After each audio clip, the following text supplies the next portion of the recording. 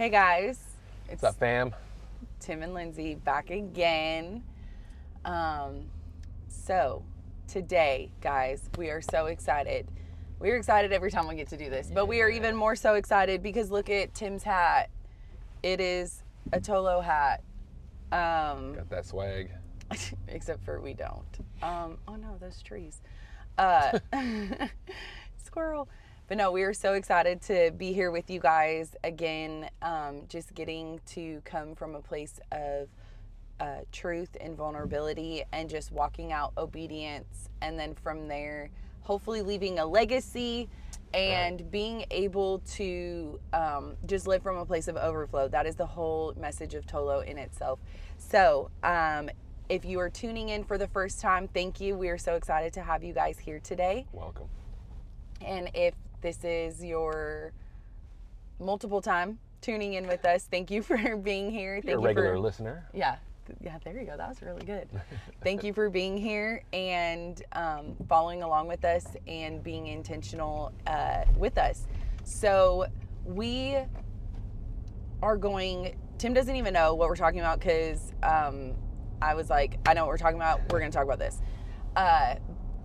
This one is a little bit more off the cuff, isn't as structured and planned like the others, but You're in for a treat. sometimes that is the best way to have these conversations. Well, it's really kind of like, I think, at the core, the reason for this. Yes. We would just find ourselves having some of the most organic, authentic conversations when we were side by side, moving in the same direction. In this car. That's right. So excited. Okay, good. I never get nervous. Good. That's true. I am the one that's like, don't surprise me. I hate surprises. Like, I need to know everything, which is terrible. Lord help me in that.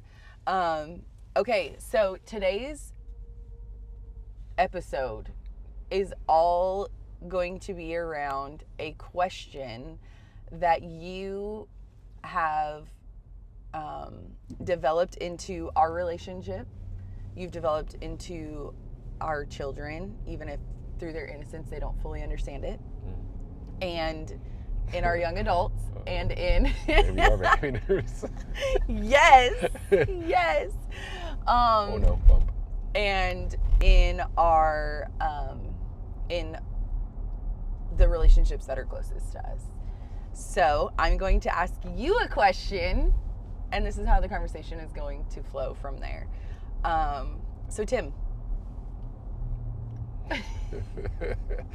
Yes. What has the Lord been speaking to you this week? Oh my goodness. I don't say that out of nervousness, but I just say it out of like so much. And No, I know. And, it's good. This road is really bumpy. yes, it's gonna be bad. I think when you truly walk with the Lord, and you go deeper, and you are beginning to truly live a lifestyle that is surrendered to Him, that it's no longer, oh, I got to get up this morning and spend time with the Lord, but like you long to. It doesn't get any better in the sense of like you just haven't figured out, no, this is what He's speaking to me, and like, so it gets harder. Even though His voice becomes clear. I'm kind of like in that transitional period of like, wow, Lord, like really, like this is like, it's not going to get easier. Like we're going deeper into surrender, deeper into sacrifice. And so I think what I want to talk about, or where I'll take this, is like, I think he's been speaking to me about worship. I love that. Okay. Come on. Because I think for most of us growing up, we who go to church or who begin to come to church, we enter the worship experience, the worship part of service, and we begin to wrap that identity in singing. And obviously I'll never take away from that. Yes, entering His courts with thanksgiving and praise continually being on my lips is important. Right. but he's taking me deeper into that, and he's teaching me that what is my true response to his mercy, to his grace. In Romans 12 it talks about that, and it's to present your body as a living sacrifice. Yes. And so what does that mean? Like, how do we begin to really walk in what I call a first worshiper? Yeah. Meaning, like, above all, like, I was designed to have relationship. Mm-hmm. I was designed to fellowship, to cling, in a sense, to be intertwined and wrapped in oneness with Father, Son, and Spirit. Yeah. So yeah, how do I daily wake up and present the things separating me to Him and worship Him through that, and have a pure heart and want to be obedient in the things that, like, sacrifice in itself is not a pleasant thing. I don't think anybody's willing to be like, Right. yeah, like, sacrifice me. Right. And so as I've been teaching our young adults and just walking through how to hear from the Lord, the first time we see worship is in Genesis 22, when Abraham has to go up and worship with his son. Yeah. And yet it's like he knows he has to sacrifice him. Right. And yet he can look at his son and say, no, like, when Isaac asks, where's the offering? Yeah. He can stand firm in saying that the Lord will provide. Right. So, I don't know, I'm kind of going everywhere of just kind of some I love context, it. but Keep like, going. Well, like, here's what I think too is that when you were explaining this, like, in the Western culture, we do not understand sacrifice. And if we do, we have made it such a, well, yeah, I'll sacrifice my time for money. Or vice versa. I'm unwilling to sacrifice my time for money, so I'll live poor. So, like, we have this always very self-centered. Yeah, we have this very twisted sacrifice. Versus, obviously, I've never been overseas, so totally taking this as secondhand. But the people that I have had share with me stories, I mean, I might as well have been there. Like, Right. That's how I feel. I trust their input and what they have told me. So it's like they share how, like, they literally overseas know what it's like to sacrifice something, whether it is in a religious setting or whether it is in a here's a train track, or if it's in a or if it's in an actual, like, they live in a place where they can't worship Jesus, then they sacrifice something. Most of the time, it is literally their lives on the line. We don't even understand that. We want to, like, think that we have sympathy there for it, but we absolutely do not. That's good. I don't know. I was just thinking about that. Like, yeah, because we can like think that we know what it's like to give up something. But really, then the one thing that God asks, well, and I'm taking this into our life, like when God asked us to leave money, to leave your job, to walk into something, to have more time, and He's brought the resources, you live in a different way then. Right. You walk in a different way. Right. It's not yours. It's not in our doing. Right. It's all about Him. And I do think some people do get to experience that, but I don't think we always fully understand it. Because then, yeah, we think that our job just then, well, no, how many people can be real and honest and say that their job is actually the very thing that holds them and is a thing that dictates everything they do, what they eat, what they, how they view themselves, what they buy, their kids. Like, money so quickly can, or your job, what could be the source, can, which really is money behind it, right? We know that, can be the very thing that can control and dictate everything in someone's life. Like, that is the power that it can have on someone. Right. So you can be enslaved to that. Right. But when you get to say, Lord, like, it's not about any of this, but it's about you and what you're calling me to do and cultivating inside of me to bring out and bring forth, and you walk in that freedom. I mean, you're talking about a completely different Lindsay speaking from that standpoint right now than a year ago. Absolutely. I mean, literally a complete change. Well, yeah, I mean, we're groomed at a very young age, and what happens is they want to engage our creativity, our imagination, Mm-hmm. but at the same time, they hide behind what they call reality. Yeah. You know, so like, yeah, every kid is born with a dream. What do you want to be when you grow up? Yeah. And it's pretty lofty, right? Bentley's was Professional that football was mine. player, astronaut, doctor, right? Like some of the higher, Mm-hmm. what we would deem, like successful, high influential jobs. Right. Yet like everything is geared towards funneling you into the middle class, same cycle of like, Mm-hmm. no, we still need people just to show up and go to work. Right. Okay, but for a second, can I just tell you? Mhm. Because when you said that, I obviously had this mom thought. Yeah. And so, shout out to our kids because they do watch these.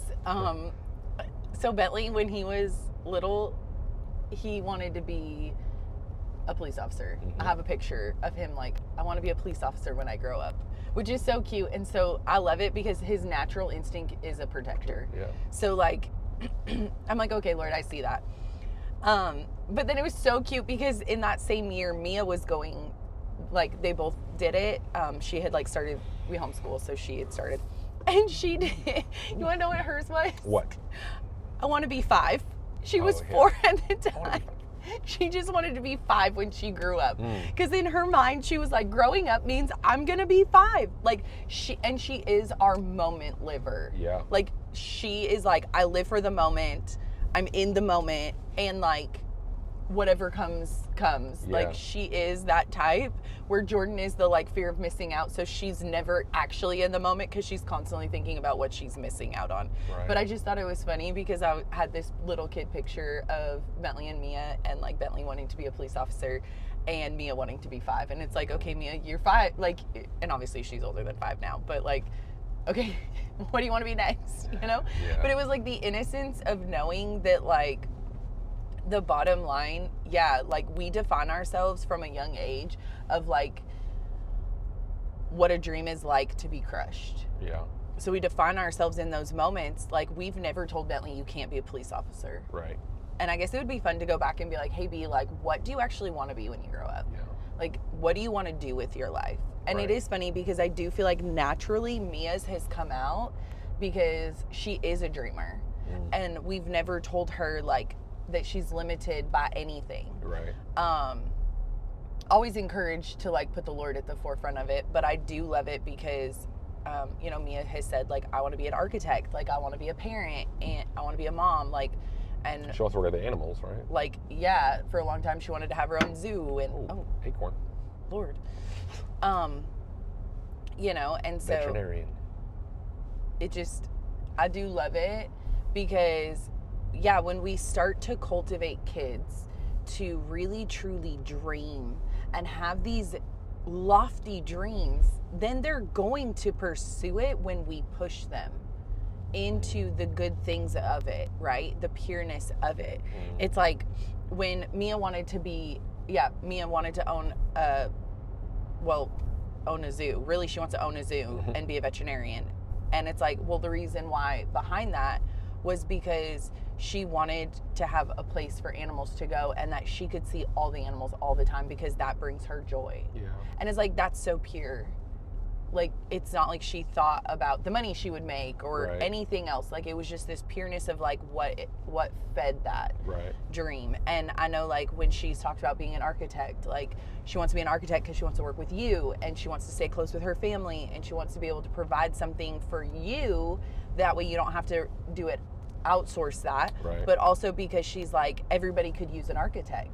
And it's like the pureness of that. And of course too, like then she's like, and I'll make money, like, because I want to have kids. And so like to know that there's pureness behind that is amazing because then we're working with something completely different. Right. I mean, it's like recently I talked to one of our young adults, and she's currently going to be at Tech to be an engineer. And she's like, I think I want to change my major to being a teacher, because I really feel like God keeps pulling on my heart to like just be there for kids. Yeah. And I love it, because I do think most people who go into teaching, well, obviously, because they don't get paid enough. Like, sure, we homeschool our kids, but we're not an idiot. Like, we don't homeschool our kids because we don't like the teachers. Like, Right. that's not why we do it. We love teachers. And if we can partner with schools and teachers, we always will. Absolutely. And we always have when we've had the opportunity. But it's like, yeah, they're not paid what they're truly doing and what they're worth. Like, Right. that is a complete, like, yeah, teachers need to be paid a lot more than what they are. And so it's like, the fact that like this young adult is like, no, I just want to go into this for the pureness of being there with these kids. And she was like, and it's not about the money. Like, I know I'm not going to make a lot of money, but like, Yeah. I'm willing to do this because that's what I feel like the Lord is calling me to do. And that's what he's wanting me to, and I know her story. Yeah. And so it's like, knowing her story, you're like, Lord, you're redeeming that, because she didn't have this amazing childhood. She didn't have, people to be there for her when she was growing up and she was little, and to cultivate these things inside of her. Instead, she had to grow up fast. She had to see things that she shouldn't have had to go through and see. And so to know that she can then partner with these kids and hear these kids and have a soft heart towards them Yeah. is just amazing. And it's like, those are the things that like that God has put inside of us intentionally to dream, Right. and for them to be lofty, because it's not about us. It's about him. Yep. Sorry, I kind of took over your No, you're thing. good. Go figure. No, you're good. The coffee hit. It's real good today. I think it's important because, right, it's like, as we're growing and maturing in our walk, the Bible is very clear, right, that it always is going to bring us back to a childlikeness. Yeah. And I think I preached that one time, right, where it's like Mateo in his young age, he can just live freely. He's not Right. really worried about what he's going to eat tomorrow and what he's going to wear and all the things that, Right. as you get Money. developed in life, yeah, they begin to Status. consume you Yeah. and almost identify who you are. Right. And so it's that freedom of like, no, you were born with an imagination and creativity, because that's what it takes to really explore the mysteries and the depths of who God is. Yeah. And so many times we come and we just put him in a box and label him, and oh, he can't do that, but he can do this, and I believe for that person, but not for myself. Right. And so, yeah, I think even just as you were talking, God was kind of showing me like, yeah, this is all the more why we need to talk about this, because teachers are facilitating worship. That's good. You know, Wow. they're having to steward these kids to allow them to stay focused there Yeah. of what God's really putting inside of them. And Right. now I get it; it's hard at times because that's not always the spiritual aspect of it. But again, if we go back, I mean, that's where it used to be. It used to start off with prayer and an understanding Right. of who God is, because God put that in you. Because really, teachers, what their job is to equip these kids to go into the world. Yeah. So they're technically partnering with parents. I think the heart of teachers, right? That they're trying. When agendas aren't pushed on them. for Right, sure. right. If they were able to have the freedom to like not be defined by a test that their students are going to take, and that then decides what their job, security is. Right. Yeah. I think from the pureness of it, I think all of these teachers, or majority of teachers, truly are there because they want to make an impact on the next generation. Yeah. They want to be generational, which is biblical. Right. And they want to most teachers that we know personally have always wanted to give back, not just to their communities and generationally to these kids, but to be something that they didn't have. Right. Maybe at home Yeah. or behind the scenes. I mean, yeah, to be an teachers played a outlet. huge impact on my life. I can remember my second grade, third grade, fourth grade, fifth. I can remember all those teachers. Yeah. Right. Right. And yeah, if they had the freedom to like, not every kid learns the same. Right. Just like not all worship is the same. So then who are we to judge? We don't go into church and judge somebody else's worship. And why should we do that same within a classroom? Yeah. Okay, if you learn a little different, if God speaks to you different and is wanting to cultivate something out of you that's different, again, there's so much power in our diversity, not in conformity. Right. So, yeah, but God he's just been laying that on our heart, or on my heart, Worship. of worship, and this place of obedience, and to really not separate worship from who I am. And I love, because Pastor Shane relates a lot of things to worship. Giving is a form of worship. Mm-hmm. Yeah. Because again, it's like, it's got to be sacrificial. You got to be giving something. Yeah. Because you're so much like God and Jesus when you give, and you're like the enemy when you take. When all you do is want to take and make it about you, like, you have nothing to be grateful for. Yeah. I think too, like, worship being, like you were saying, Pastor Shane is constantly reminding us that worship, giving is a form of worship. Yeah. And obviously when he's saying that, typically he is talking about, but I have heard him also say that he's talking about your tithes and your offerings, well, mainly your tithes, and but your time can be. But those all parallel. Yeah. Like, you have to be willing to worship God in your home and in your church freely, and not wanting to be conformed or bound by something, but instead being able to worship freely and saying, like, this is the goodness of God and who he is, and that's why I am here to worship. It doesn't really matter what's going on behind the scenes or what I walked in with. It's the fact that I know who God is and he's meeting me here, and because of that I have an opportunity to just be here in this form of worship. And then I think too, with our tithes and with our offerings, right, because those are two different things, that is a form of worship in the sense of, like, I always feel like when we tithe, like, we make sure we tithe because it is an honor to do so to the Lord through obedience, which is a form of worship, and I get that. But for me, it's always this, like, no, God, this was yours first, and I'm so thankful. Like, it comes from a place of gratitude, grateful heart. And then I love it too because we also give on top of our tithes. We don't just cap it at our tithes. Which our pastor does very well, but I also feel like, our pastor back home was the same way. He's a giver, and not just a tither. Like, there is a difference. Yeah. And I feel like with us, like, the opportunities to give in that overflow and an abundance is just God's mercy and grace showing us, like, that's how he has operated in our lives. So the ability to be able to do that, again, comes back to this heart posture and this place of worship, of knowing, like, I had to sacrifice something, but yet I'm so willing to give it back to you, Lord, because you already put it in front of me. And so, not a better way. I didn't mean to say that. It's okay. I got a way to, like, I think, communicate what you're saying. Okay, cool. Is, let's take the two words. Okay. There's tithe and offering. Well, worship stands for adoration and alignment. So the tithe is already God's, like you said, right? It's already his, and it's reminding us that these are our first fruits. This is already yours. So you take what's first. Right. Well, that's adoration. You always come to him exalting and glorifying who he is. Yes. What does that do? We always think it's for him. God doesn't need us to worship him. It's for us. It aligns and what us. it does is it brings us back to alignment, and worship is really the first step of order. Yeah. So it's going to bring you back to order, and it's going to align you to what's really important. That's the offering. Yeah. Because what is my reasonable response to your mercy? Sacrifice, offering.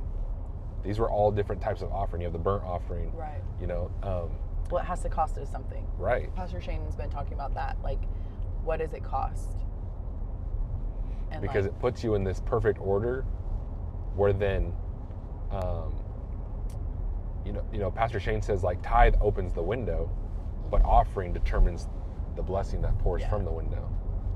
And that, to me, comes from the adoration. How thankful before God's even done anything in your life, just knowing that the breath in your lungs, the Right. ability to do what you Right. do is The already fact that we His. woke up. Yeah. And then once you get in order and you're aligned, now the blessing can flow, and it's easy to offer more. Yeah. Like if we have to calculate what is 10%, then we're missing the whole concept. That was just a starting point. That's not the end point. Yeah. So Right. yeah, I mean, I've heard pastors say like he's upwards of 30%. Right. You know, and honestly, with how much time he gives, with how much wisdom and knowledge and willingness to just meet you where you're at, is more than that. Right. Because his time is valuable. Our time is valuable. Right. And spending time with God is the most valuable thing. Yeah. Because what are the two things you can't change? Time and change. Yeah. So Literally. it's literally bringing you back to this altar of surrender and allowing you to sacrifice Yeah. what you think you need and what you think you want for what he needs Right. and wants to do in and through you. Right. So I just saw that parallel as you were talking No, I love about that. tithe and offering. I see it as like adoration and alignment, No, I love that. because we serve a God of order, Yep. and it'll always bring us back to order again for us and for what we need Yeah. to be focused on. 'Cause it's so easy to get sidetracked, Yeah. because I think it's easy. Oh, I already gave my 10%. I already tithed. Why do I need to give more? Right. Why do I need to give my time? Yeah. Like I already tithe, and maybe you're even like, and I tithe more than the 10%.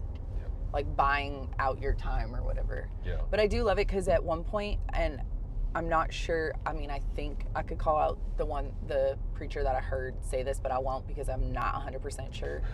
But he talked about how like in seasons, sometimes the sacrifice is different in a place of worship, whether it's, I mean, he never, don't mishear me, like he never said like don't tithe, but he just said like maybe you feel like your tithe is $10, you know, and maybe your tithe is $10, like, and you can't give right now, and you don't, but yet what you can, like you can't abundantly give more financially, but maybe God is calling you to give your time to serve, and not just, I'm not talking about just in a church setting.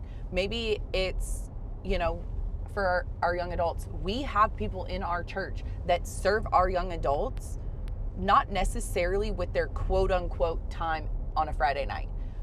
Yet it is, because I see so much deeper into it. Sure. But they provide a meal.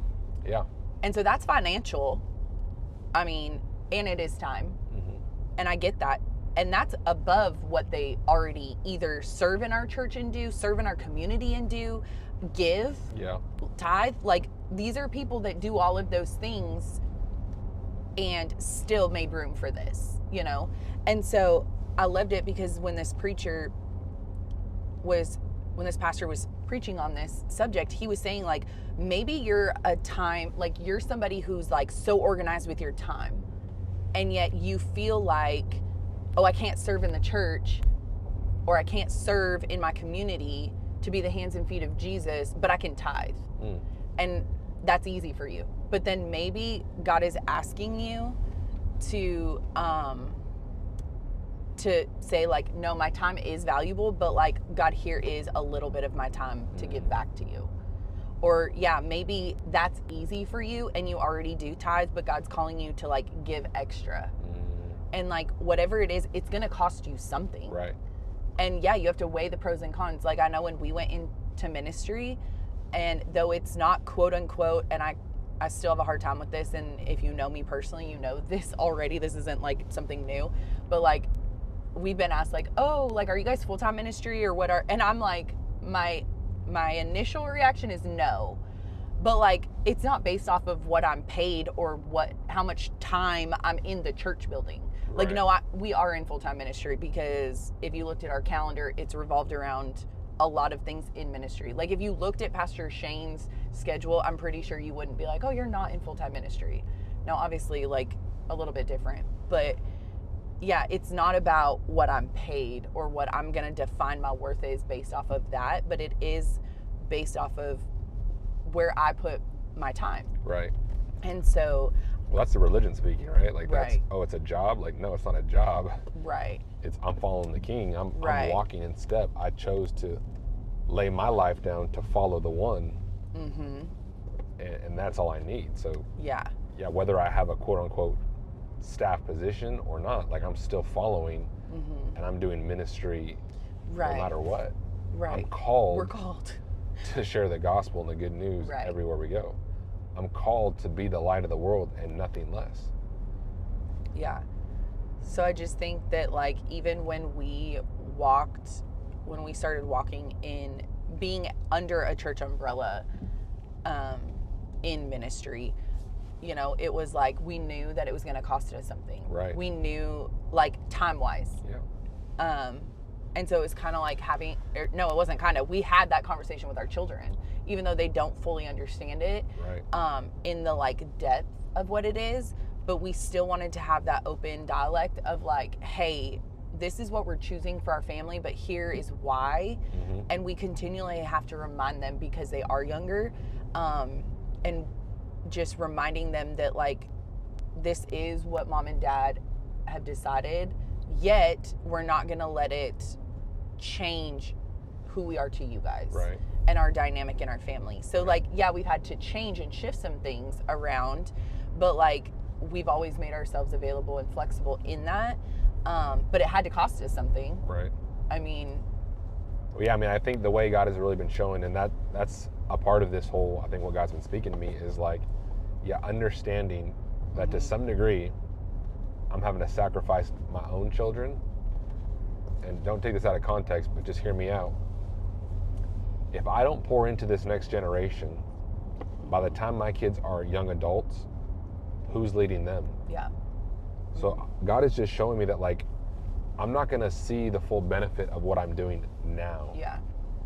But my kids will. Mm-hmm. And whoever teaches them, they'll be raised up to teach their kids. Right. So it's always generational. Well, I mean, think it's about always it. beyond ourselves. So it has to be a cost that we're willing to lay down Yeah. for the promise. Right. Well, and I love it because even right there, that was a great, like, place that what I want to bring up is, like, you started with Abraham. Mm-hmm. You ended with Abraham right there of, Yeah. like, Abraham knew the promise, not because he could see it with his physical eyes and got to walk through it physically, but it was his seed that went on for generations. That's right. So, like, imagine if Abraham decided, like, absolutely not, God. Absolutely not. Like, not me. Right. I mean, God would have found another because he's God. Right. Yet the obedience of Abraham made it to where God could advance that in his time. Right. And so, sure, like, Well, I love it because the Bible says the moment Abraham believed, mm-hmm. it was granted to him as righteousness. Yeah. So So it's good. tying it back to, like, identity. It Yeah. became who he was. And even I love, because I've been sharing this with our young adults, that didn't mean his life was perfect. I mean, he's literally talking to God and Right. hearing and seeing these visions and Mm-hmm. all these things and these promises. And then he goes and lies about his own wife. Right. And says, "This is my sister." Right. Like, it's not a straight shot. Like, this is just how it is. Here No are the mistakes, you're bumpers. perfect. Yeah. Yeah, like, it's not a bowling alley of, like, it's just straight to the pins. The bumpers are out. No big deal. You're gonna hit something. It is very, like, crazy and. Well, I mean, they literally windy. go and, like, make it, like, they try and get in the way. Mm-hmm. So, you know, Sarah's like, "Oh, God said you're gonna have kids. Well, like, go sleep with Hagar. Right. Have a kid. Like, this is supposed to be your descendant." Right. So we can even, like, get in front of God, Mm-hmm. And because, we do. like, I think at that point, maybe in that time, you know, people would be like, "Oh, 70, that's not that bad." But once they were like 100, Yeah. okay, that's supernatural. Right. That's beyond them. Right. And so, yeah, like, how willing are you to hold on to the promise, even in the waiting, Yeah. even when you don't see it? I love that right away. as well because, so, okay, you ready to hear what God's been speaking to me? Okay, ask me. All right, Lindsay, what has the Lord been speaking to you? I love you. You're hilarious. Action. Okay, so no, I love this because She this loves it. because this week, and I guess literally like if we went like in the last 7 days, okay, like not in this last literal physical week, but in the last 7 days, Okay. God has been. I've been reading Ruth, or I read Ruth. I finished Ruth. I went back to Ruth, and amazing, mind blown, like so excited. Then went into 1 Samuel, and again, like, okay, Lord, I see you and what you're trying to teach me. And what I love about it is that he just continually is revealing his nature, his character, and his goodness that he has all over all of his people's lives. And so from there, he just is constantly restoring and redeeming. And I love it because in Ruth, what he was showing me is that, and obviously you kind of know some context of like why I'm reading Ruth, or why I read Ruth, and why I'm in 1 Samuel. And yeah, it's again this concept. So the backstory of a conversation that I recently had with the person that I'm walking through these specific books that we're reading together, is like, I asked her, I said, are you willing to know the promise that God gave you and have to wait for it? I said, with everything that comes in between that you cannot control, and that like, you know that God said this. God said, you know, for me, it was being in 5th grade, not really realizing what I was praying, probably in the innocence of a 5th grade girl, you know, so what, 11, praying that you would be my husband, like, and maybe not really understanding. We could play that card, right? Or we could play the card of like, yeah, I knew that I knew. Looking back, like, what a waste of prayers then. And God doesn't waste any of those. So like for me, that's the intentionality of God. Wow. So he's in those moments, you know, I'm sharing with her like the little Tim at 11 and 12, the little Lindsay who's praying for little Tim at 11 and 12, having no idea what we would walk through. Okay, so 11 and 12, we're 33 and 34. Let's just say 34. Like all of those years, what if I wasn't willing in high school to have high school Tim? Like, I didn't know what I was praying as 5th grade Lindsay. Right. But then in high school Lindsay, you know, sophomore Lindsay, saying, yeah, right, I don't really care what I prayed. Like, I'm out, bro. Or yeah, Lindsay graduating high school, leaves college. Like, I'm out, bro. Like, but the Lord being so graceful and merciful to remind me and take me back to my room in those prayers and being like, do you actually believe this? Wow. Can you see him for who he truly is? And can you hold on to knowing that you will see the fullness of your husband in real time, and therefore it will impact your children? Like, can you hold on to that? So when I was reading Ruth, and when I'm reading and we're only in 1 Samuel 1, we're on 2 today. It's like, that is the truth. Like Hannah, in the story of 1 Samuel, like she had a promise. That's right. And she cried out to the Lord, no matter how it looked. You know, Eli was like, you're drunk. And she's like, you have no idea. You have no idea what is going on. Judging her worship again. Yes. And it's like the Lord still redeemed it. The Lord saw her. The Lord met her. The Lord heard her. Like, right. And in Ruth, I mean, Ruth was loyal to Naomi in her bitterness. That's right. She was willing to walk with her. And guess what? I mean, I guess you could show me in the Bible where I might have missed it, but like, where in the Bible did it say that God told Ruth, like, hey, I'm going to restore you and I'm going to bring you back? No, Ruth walked along Naomi, and guess who got restored? Naomi. Right. I mean, Ruth does too, but like it was never her focus. Yeah. Her focus wasn't on herself, it was on Naomi. Right. And really, truthfully, in the story, like Ruth could have left her and could have moved on and had a life. Yeah.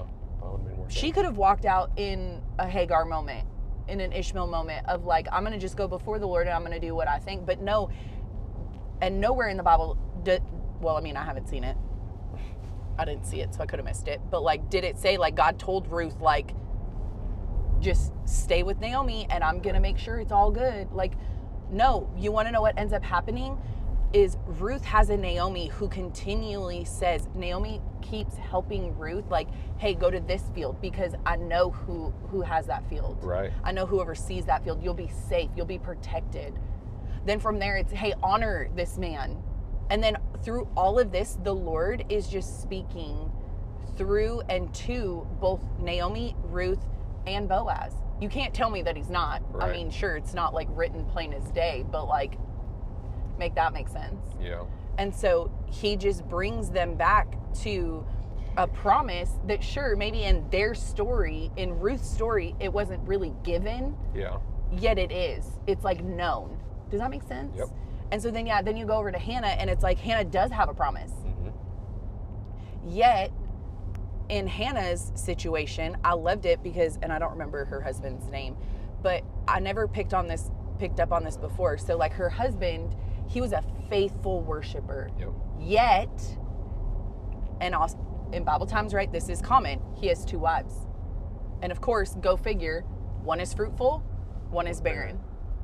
Yet, the fruitful one, there's no intimacy. He's just having his legacy happen through her. Yet, Hannah is the double portion.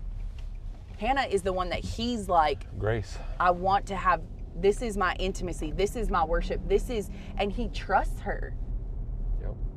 And he knows that she's hearing from the Lord Mm. because he is a faithful worshiper, yet his house is divided. Mm. And so in that, you know, we know what comes through Hannah and it's amazing. Yeah. But I guess just what I love is like, it just kept taking me back to this conversation of like, if you are willing to hold on to what you know, and obviously in marriage, we know that that is the strongest covenant, right? Mm-hmm.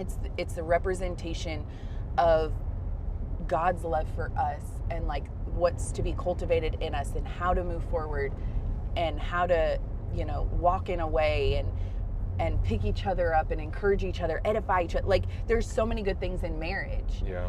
that can be so reflective of who God is. And so what I love is that like in this season, in this last 7 days, it's been like, are you willing to hear your promise? And it doesn't even matter about marriage, right? But like in this situation, it happens to be around marriage. Like, are you willing to know your promise and hear your promise from God and say, God, and this specific individual knows me very well, and sit at his feet and say, I am so willing to have that one word. And if you never give me another word and I still have to walk through the fire, don't leave me. Wow. Don't take the fire away, but just be in it with me. Yeah. And no matter what happens, I want it to be your goodness that comes through. I will walk through it. I will be steady. I will be consistent. And I will be who you have made me to be in this season because you gave me a word. And that promise, that word means more to me than anything else. Mm. I will go through a lifetime of people saying, why, how, because that's you yielding spoke to it. grace. It's truly yielding. And grace. that's the posture of worship, right. sacrifice. Man, that's so good. And so I love it because the Lord just keeps this week. That's what it is like, if it costs you everything, would you still do it over again? And I think he's really, I don't think he's really testing me in that of like, Lindsay, if this could cost you everything, would you still walk through this again? And yeah, I just feel like, okay, Lord, if I heard your promise, if I heard the promise that you made to me, so what, if I was 11, that means 22 years ago? 22 years, y'all. Like, Well, can we break this down? Like, and I'm not going to try and mess you up. Okay. But like, what Mess- is really the mess me up. promise? Mm, Because again, you can think that the promise is for you, right. as in me, but it never was. No.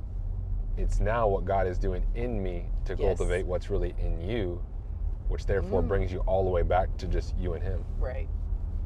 For So like, sure. yeah, that's where we get it messed up, is like, we think of these promises of God as like something I get. Yeah. And that's where, again, you have to go Like into physical worship. in our hands. Yeah. Right. And make it all about Him, adoration and alignment, so that, like, no, the bottom line is, He already gave you the promise. That was Jesus. Yeah. Right. So now when you align with that and you stand firm in, like, no, I get to fight all my battles from this place of victory. Mm-hmm. Like, yeah, that's where, like, the hope and everything comes of, like, no, He who began a good work in me is faithful and just to complete it, no matter Right. what. Right. Because, yeah, Abraham's not alive today to see everything that's still happening, yet, like, we all come from him. Right.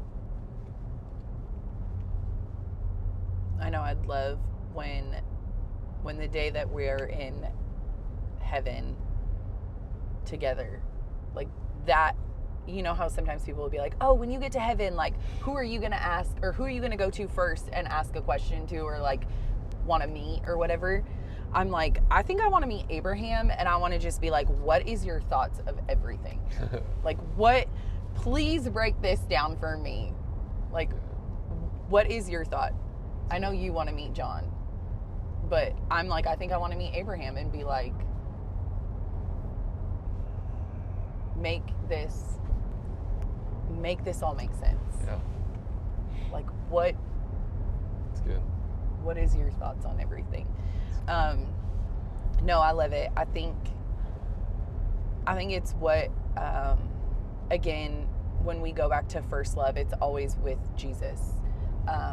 First worship, Jesus. Like, everything is meant to point back to who God is, how the Holy Spirit is moving inside of us and replicates who Jesus, I'm going to say, was, in the sense of, like, when He walked this earth. Yeah. Obviously, it's who He is, because He's not dead, He's alive. But in that sense, Because it's never meant to keep you there, right? Like, it's sad to say, but yeah, I think while we're here, that's why we need almost like the sense of persecution to keep pushing us. So it's Okay. like, I love our first love with you, but it's sure I don't want to stay there. right. I'd be like, I just want to stay dating. No, like, I want to go beyond meeting you, dating Right. you, being engaged to you, married to you, because every year I get to spend with you, like, I want to be more in love with you at year 50 than I was at year 5. Yeah. So it's the same thing with God. Yeah, it'll always point back to first love, but that's the starting point. Yeah. It's not the end. It's a continuation. That's right. It's constant. And the only way I'll get there is having to go through these struggles and put to test everything that, yeah, He promises and that he says who He is. Right. Yeah, to see more of His nature. Yep. To see more of the capacity that we have to be able to, continue to push through things and pray through things, war through things, have peace through things. Yeah, because if we're honest, we have the picture perfect world already in our mind. What it looks like, who's around us, right? The amount of money we have, the house we have, the property, Yeah. like the cars, like, Right. and just to know, like, one, He can do exceedingly abundantly more than you could ever ask, think, or imagine. Right. Yeah, it's not going to look anywhere near what you think. Kingdom's upside down and inside out. Yeah. Yeah. Comes through a seed. I love it. So I love it. Well, I think that's a good stopping point I for too. today. it's pretty good. I hope that this really blessed you. It touched you. It encouraged you. Maybe even challenged you to go deeper into whether it's a story in the Bible, a verse in the Bible, in your walk with the Lord, whatever that is. Just knowing that it's meant to grow you. Everything is about growth, and just the love that's lavished over your life because of who Jesus is and what He did for you on the cross. It's not the ending point, it's the starting point, and right. it's all about advancement. And yeah, the kingdom is upside down and inside out. So hello, that's why Tim's hat is upside down. Because if you're around us at all or around here on this podcast enough, you will learn very quickly that, yeah, it's all about doing the upside down thing, the inside out, the backwards. That's right. In pureness of who God is and the things that he does, right? It's like teaching our kids that, yeah, in the Bible when it talks about turning the other cheek, you know, and just these things and these concepts that seem so upside down, they seem so not natural to our world. That's where God just like advances and moves in crazy ways. Right. And just being able to see that and have that perception and that lens to be willing and able to do those things. So good. So thank you so much. We appreciate you guys being here. So yeah, just continue to be in this space, but don't just be in this space. Continue in your space, in your life, just walking out the things that God has for you, and praying and believing for bigger things and more, right. The capacity to love deeper and to have more grace, and just continually have a heart of gratitude to know that you're called for such a time as this, and that Come on. even in your season that can look like waiting or bitterness or frustration, hold on to the promise that Jesus came, died for you, and that's enough. If you only have that, sit at his feet, know his heart, feel who he is, and just be wrapped around that goodness, and just know that that is enough. So, It's good. all right. Well, we love you guys. Worship through it all. Worship through the storm. Yeah. Worship through the good times, the bad times, the highs, the lows. Yeah. He never leaves you. No, And sometimes when he's what feels to be the distance, he's actually the nearest. that's right. Because his word says that he draws near to the brokenhearted, Yes. and to the poor in spirit. Yes. You inherit the kingdom. And you're So- fully known by him, That's right. always. He's intentional, so He'll never give you anything that you can't handle. yep. So be encouraged. Yes, always. Just make room and have yourself be available to the capacity that he has for you. That's right. Amen. All That's right. Well, have a great day. good. Yes. Feel encouraged, be encouraged, and go do the big things for the kingdom. Do the hard things for the kingdom. Be obedient, and just know that your secret place is a special, sacred place. That's right. That's good. All right, guys, we're out. Hello out.